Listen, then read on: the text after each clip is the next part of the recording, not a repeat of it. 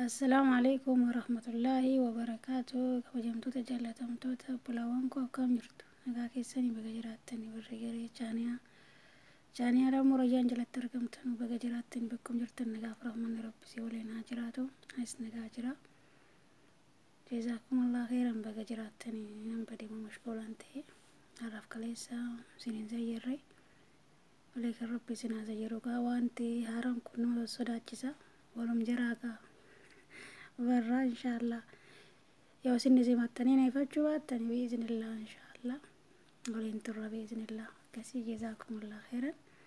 Anillee waa beekeedhaa ta'an ta'in yaa xiqqoodhum jirtu wal yaadachiifnaa waan beeknu wal yaadachiifnaa waan immoo hin beekne isinirraa barachuuf qophiin jira kanaaf malee beekifii miti inshaallah. Innaa daawwan immoo xiqqoon qabdu rasuulli rabbi sallallahu alaihi wasallam ballighuuni walaw hayaa jedhan argitanii jecha tokko jecha sahihaa waan irraa dhageessan dabarsaa jedhan. Kanaaf daawwaa dabarsuun maaf laazimu lamaa bichaa sheeka bichaa ton ta'in ummaan keenya anshan wallahi hadiisa hedduu gabaastee ulamaan hedduu sirraa barataa turanii. Kanaafuu nullee warra rabbiin subhaanahu wa ta'aalaa fakkeenya akka dubartii sahabotaa rabbiin haa godhu karaa isaan deeman irra rabbiin haa oofu. Hundi keenya rasuulan jaallanna jennaa sallallahu alaihi wasallam garuu sunnaa isaa nama hordofee rabbiin haa taasisu. Mee dhugumaan dhiirri keenyas dhalaan keenyas sunnaa isaanii hordofaa jirra? Uffannaan keenya jechi keenya gochi keenya subhaanallah gisee ammaa rabbi rahmata nu haa godhu hedduu gisee sodaachisaa keessa jirra.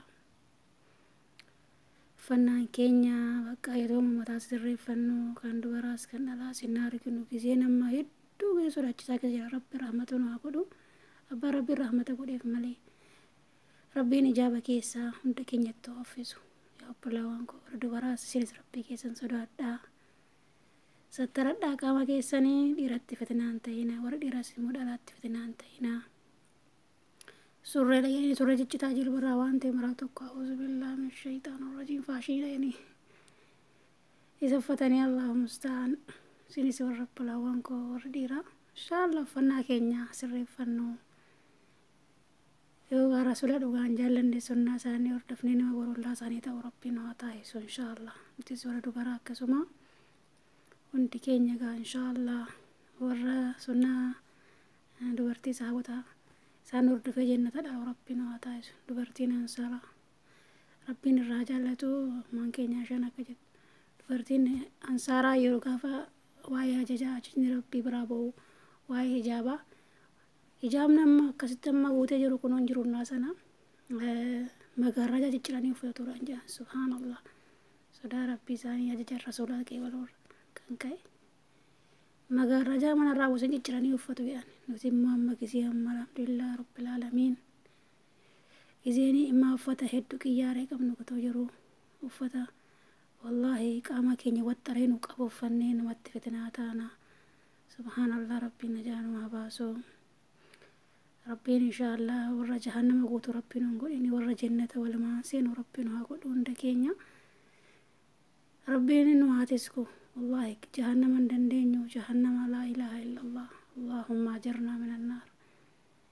Jahannama yeroo dhagaan wallahi buteen riba keessaa nama kaasaa waan fagootti dhageenyu waan gurraan dhageenyu rabbi jaarimmoo nu agarsiisin inshaallah. Rabbi jannata keessatti warra waliin hiriiree jannata galu rabbi hunda keenya nu haa taasisu obbolaawwan koo dubbiin jajjabdu akkasii inshaallah. Rabbii waan jabaate kullee nu haa laaffisu nafsiyyaaf sheexanaas rabbi nurra haa qabu. Nafsiyyaa nu fixanni kuni karaan taa'e nama oofti nuti immoo gaarra jennee nafsiyyaa keenya mo'annee khairii jennama moo jannata moo jahannama feeta jenneeni akkasitti inshaallah karaa khairii yoo nafsi keenya hiine bi'iznillah rabbiin nu gargaara.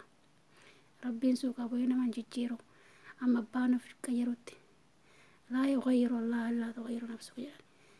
Amma abbaan nafsi isaa jijjiirutti rabbiin waan suuqa bu'ee nama jijjiiru hin qabu. Kanaaf abbaan of jijjiireti akhlaaqnu bakka lamatti qoodama. Tokko kan uumama rabbiuma suma rabbi namaa kennee ganama waliin uumaman akhlaaqa gaarii jechuun. Tokko immoo kan booda keessa kasabatanii argatan booda keessa gaa kun waan khairii na dhagaanu waan khairii na duraan amala badaa qabullee jijjiirama jechaadha subhaana. Kanaaf rabbiin amala keenya qalaaqa keenya nu haa tolchu akka rasuula sallallahu alaihi wasallam. Wallah أنا حليمة خلق العظيم يا ربين قرآن كتبت رسول ربين صلى الله عليه وسلم. نما سنة ساني وردو في إن شاء الله كراسة عندي من رديمي بورو جنة اللي ولينقلوا ربنا وهاقدو سنتين نيرسو إن شاء الله فندرا في مو رب جدي إن شاء الله يرا ولينترو في ياليقونا الرفا منما إن شاء الله وليادة جيبنا في يوم بليسي وندوغوري إيفا منا قد آفة لله لما نماتينا من دوغور نجرو خلو بني آدم قطع ويقا كسي ربي جزاك سيني أكفلو سينين جالت سينين كوجا وكجرتن نغاف رحمن ربي سيولين هاجراتو ربي كينيا سودان ويسما جراني لي والله